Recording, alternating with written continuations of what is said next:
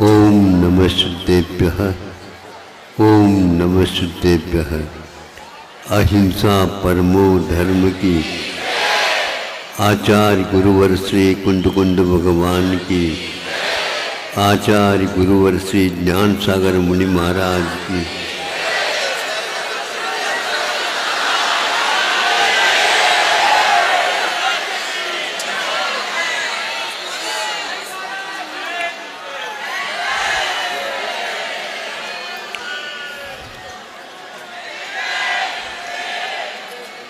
भक्त लोग भगवान की भक्ति करने से पूर्व में अपने ललाट के ऊपर भगवान के चरण के धूल,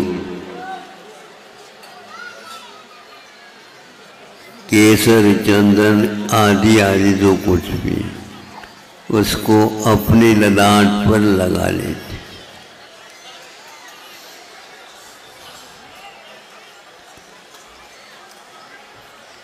वह चंदन स्वयं घिस जाता है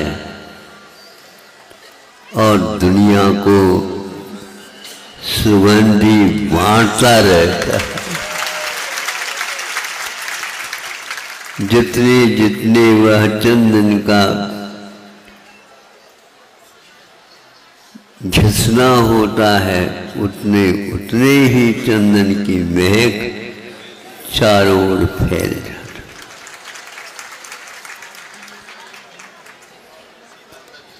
कुछ ऐसे भी होते हैं जो अपने आप को तपस्या के महान दहकती अग्नि में डाल देते हैं और कर्मों को किस प्रकार जलाया जाता है सिखा देते हैं। किसी के पास कुछ नहीं है, मैं अकिंचन हूँ, ऐसा भी मत मानो। हजारों लाखों व्यक्ति जहाँ पर एकत्रित हो, एक व्यक्ति ने सोचा मेरे तरफ से इस जनता के लिए क्या दिया जा सकता है। दिमाग में बात आ गई, उसने अगरबत्ती खरीद ली और चारों दिशाओं में 4 अगरबत्ती जला दी और सोचता है ये सारी नासिकाएं अवश्य ही इस बात से तृप्त होंगी। समूह शरण में एक विभूति बैठी है, असंख्यात देवी देवताएं, तिर्यंश और मनुष्य सब लोग समता के साथ बैठ करके इधर उधर न देख करके एक ही मात्र निर्निमेष उस विभूति को देखने में लगे हैं। अन्यत्र कहीं भी उनका वह देखना नहीं हो रहा है। किंतु एक अर्थ से यह है, समूह शरण घेरे में रहता है।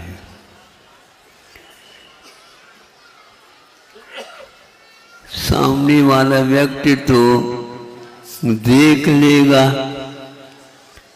सभी को सामने बैठने का सौभाग्य कहाँ से प्राप्त होगा। कई लोग अपनी जगह को बुकिंग कर लेते हैं।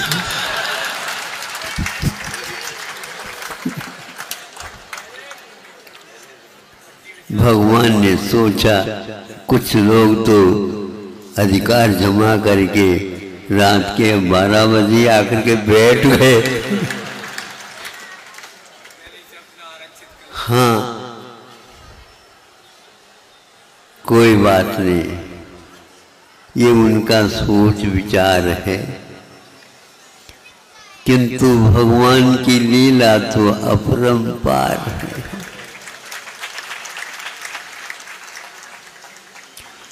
किस किस को रवि देखता, जग के पूछे जग के लोग, जब जब देखूं देखता रवि तो अपने।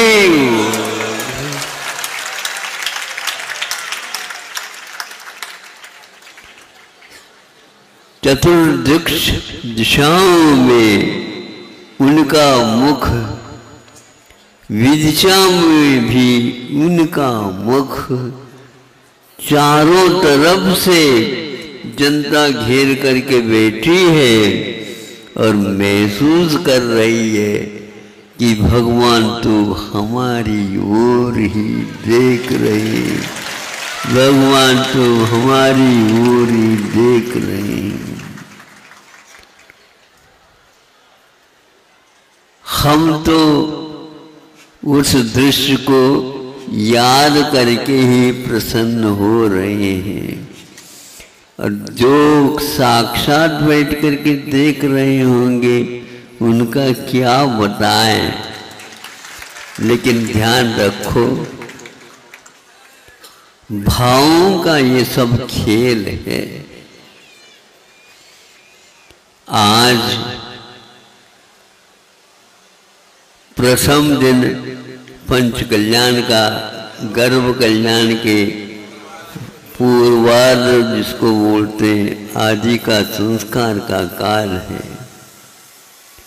अनंत काल से संस्कार बिगड़ने के कारण हम लोगों की गति बिगड़ रही है।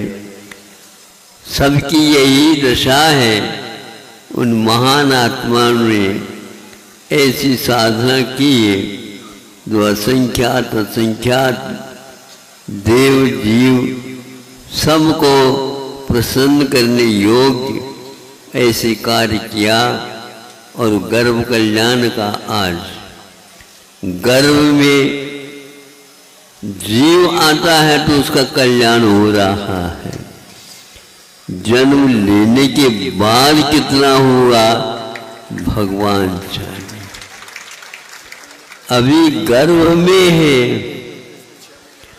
तो शांति बाहर की ओर भी फैलती जा रही। देवी देवता उनकी अनुपस्थिति में भी जाकर के सब कुछ प्रारंभिक संस्कार कार्य कर रहे हैं। उनका वहाँ गर्भ में आना भी सार्थक है। और हम लोगों का या संसारी जीवों का गर्भ में गर्भ से जन्म लेने के उपरांत भी बेकार है, क्योंकि उनकी दृष्टि ही अलग है। ऐसे एक मूर्ति भी हम लोगों के लिए पर्याप्त है। ये आज बड़े बाबा के निमित्त से यहाँ पर आप लोग एकत्रित हुए हैं और एक प्रकार से आनंद का अनुभव प्रारंभ हो चुका है।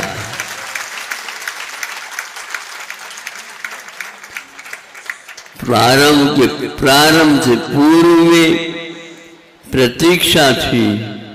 प्रतीक्षा की घड़ियों में भी आनंद मिलता था, लेकिन भगवान एक एक दिन कम हो रहे हैं।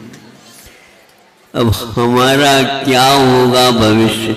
अरे क्यों भविष्य के बारे में सोचते हो? इस भव के बारे में सोचो, पर्याप्त है। भव भव का वह सारा सारा आर्त दुख पीड़ा सब मिट जाएगी। एक बार प्रभु हमारी दृष्टि में आ गए, एक बार प्रभु हमारे आसन के ऊपर विराजमान हो गए। ऐसा लग रहा है कि हम भगवान की उस दृश्य की दृष्टि को अपने जीवन में भर ले, आंखों में भर ले।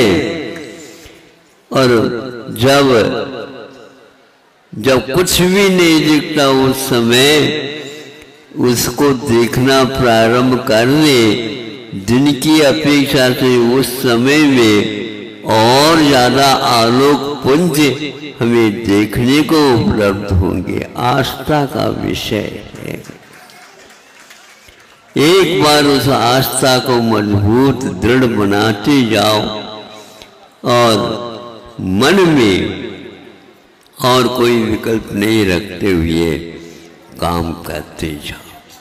जब तिर्यंचों का, मेंढकों का, सर्पों का, अनेक प्रकार के हिंस्र पशु पक्षियों का उद्धार हो सकता है तो मनुष्य तो उसका अधिकार ही माना जाता है। बस दूसरे के ऊपर अधिकार भर चलाना बंद कर। एक बार सोचा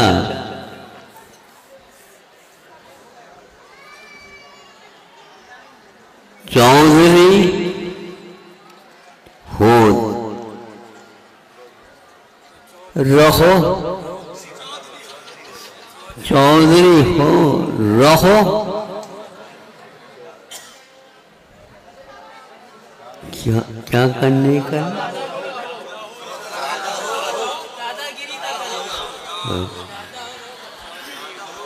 चौधरी हो रहो, दादागिरी न करो,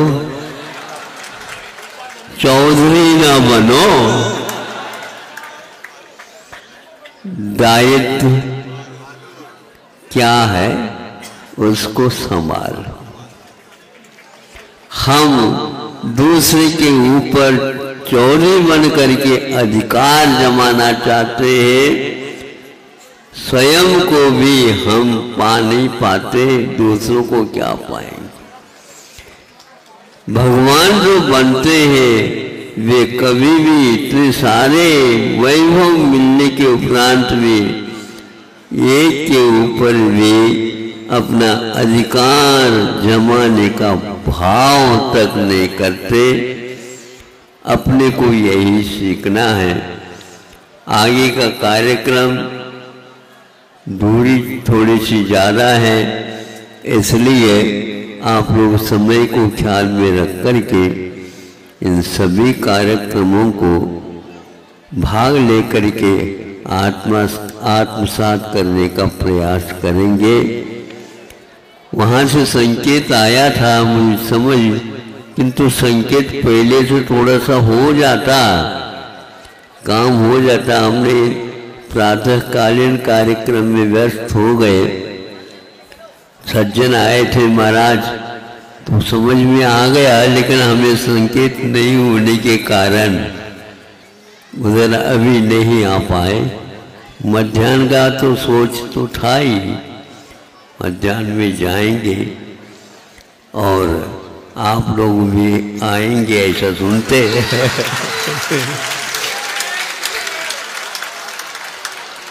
असल में ऐसा है, मेरे आए बिना आपको चैन नहीं, और आप लोग आए बिना हमें भी चैन नहीं। अहिंसा परमो धर्म की